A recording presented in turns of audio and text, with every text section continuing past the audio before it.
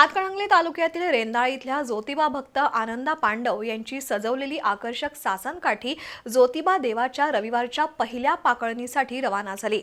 मान्यवरांच्या उपस्थितीत आरती करून फटाक्यांच्या आतषबाजीमध्ये आणि पारंपरिक वाद्यांच्या गजरात मिरवणुकीनं सासनकाठी ज्योतिबाकडे रवाना झाली। लाखो भाविकांचं श्रद्धास्थान असलेल्या वाडी रत्नागिरी इथं ज्योतिबा देवाची यात्रा गेल्या आठवड्यात भक्तिमय वातावरणात संपन्न झाली। या यात्रेत हजारो सासनकाठ्या महाराष्ट्रातून येत असतात।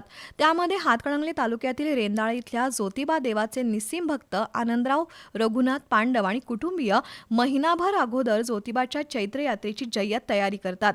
आनंदा पांडव यांच्या घराण्यातील तिसरी पिढी देवाच्या सासनकाठीची मनोभावे सेवा करते। पश्चिम महाराष्ट्रातून यात्रेत येणाऱ्या सासनकाठीपेक्षा सर्वात सुंदर आणि आकर्षक सासनकाठी म्हणून आनंदराव पांडव यांची नावाजलेली ज्योतिबाची सासनकाठी असून हुपरी परिसरात प्रसिद्ध आहे।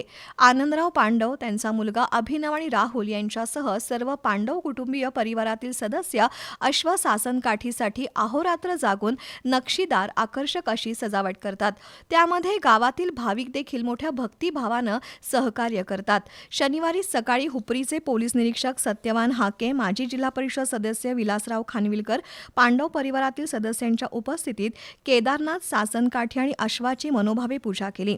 आरती करून ढोलताशांच्या गजरात रेंदाळ आणि हुपरी शहरात 2 ठिकाणी महाप्रसाद घालून भव्य मिरवणूक काढण्यात आली।